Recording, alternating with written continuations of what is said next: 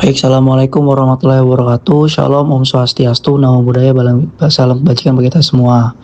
Jadi di sini kita akan mempresentasikan hasil kerja kami dengan berbentuk PowerPoint tentang analisis putusan Mahkamah Agung dengan nomor 1345 K garing PDT Sus strip pilot garing 2024 tertanggal pada 18 Desember 2024. Yang dimana kita akan membagi 4 komponen. Yang pertama adalah kronologis perkara, yang kedua adalah alasan permohonan, ketiga pertimbangan hakim, dan yang keempat adalah akibat hukum. Selanjutnya, yang pertama saya akan menjelaskan tentang kronologis perkara. Ketika kita berbicara tentang pilot, yang pertama-tama adanya suatu konsep yaitu PKPU atau penundaan kewajiban pembayaran utang.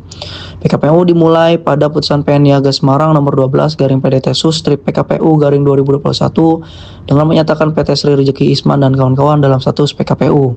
Lalu tertanggal pada 25 Januari 2024 perjanjian perdamaian atau homologasi disahkan, di mana PT Indo Barat Rayon sebagai kreditor menyepakati skema tier 3 dengan minimal 17.000 US dollar dengan per bulan sejak September 2022 tertanggal pada 26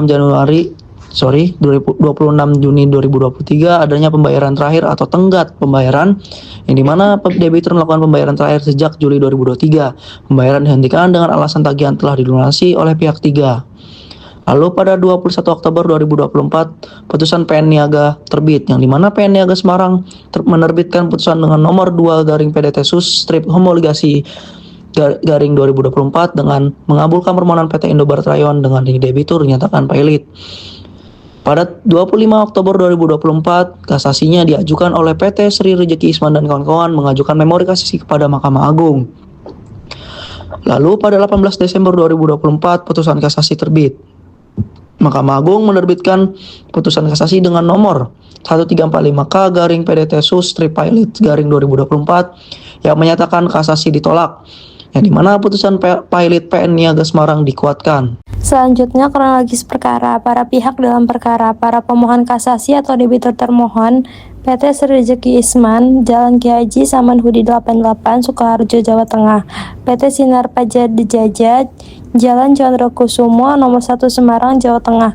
PT Bitra Tex Industries, Jalan Brigjen S. Sudiarto, kilometer 11, Semarang, Jawa Tengah. PT Prima Yudya Mandiri Jaya, Jalan Duduh Kadang, Ngadirojo, Boyolali, Jawa Tengah. Termohon kasasi atau kreditor pemohon PT Indo Barat Rayon, Jalan Ki Haji Mas Mansur nomor 126, Karetensin Tanah Abang, Jakarta Pusat, DKI Jakarta. Diwakili Presiden Direktur Bakrat Kumar. Total tagihan diakui 127 miliar 969 juta 59.783 rupiah.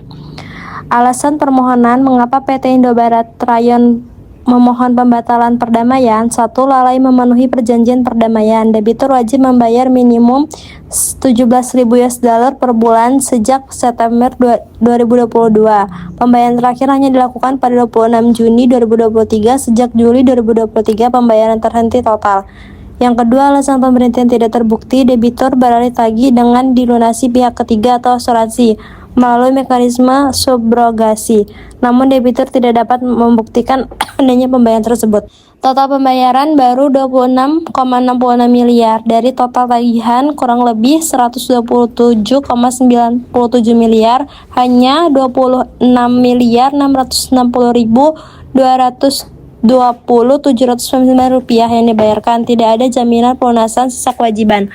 Yang keempat, tidak ada jaminan kelangsungan pembayaran. Debitur tidak memberikan bukti maupun jaminan akan melanjutkan pembayaran, sehingga perdamaian yang telah dihomologasi harus dibatalkan.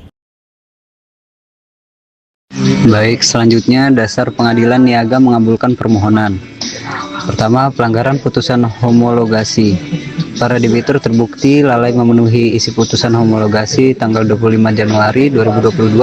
Hal ini merupakan dasar hukum sesuai pasal 291 Junto, pasal 170 Junto, pasal 171 Undang-Undang Nomor 37 Tahun 2004 tentang kepailitan dan PKPU.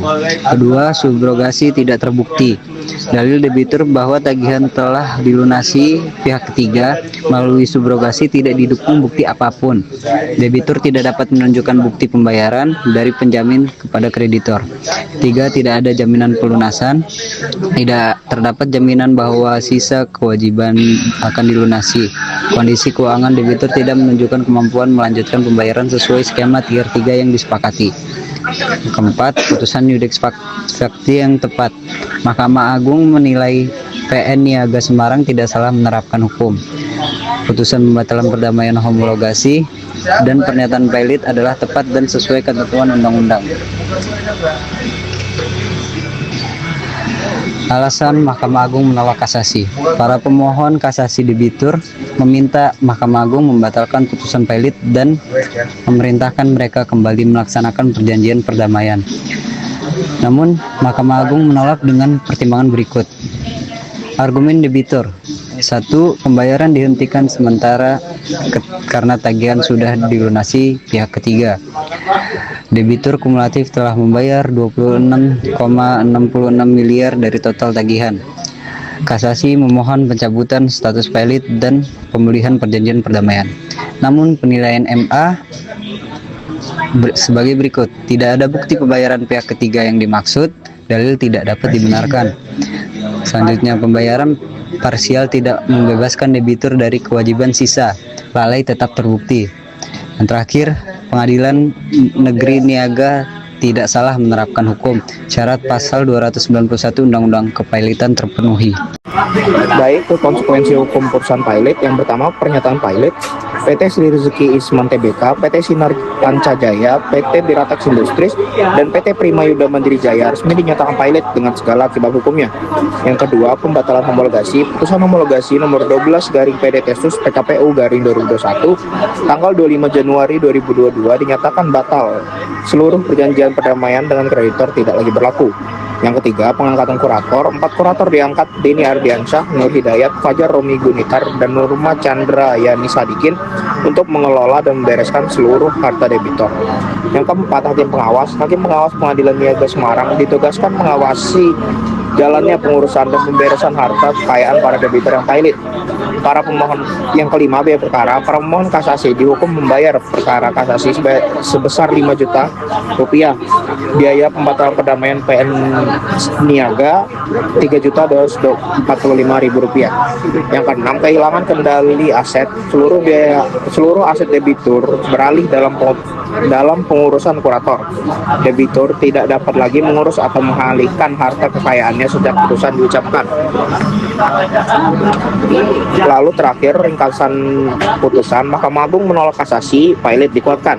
Yang pertama, putusan nomor 1345 garing K PDTSUS pilot garing 2024 pada 18 Desember 2024. Kasasi ditolak. Putusan pilot PN Niaga Semarang dikuatkan.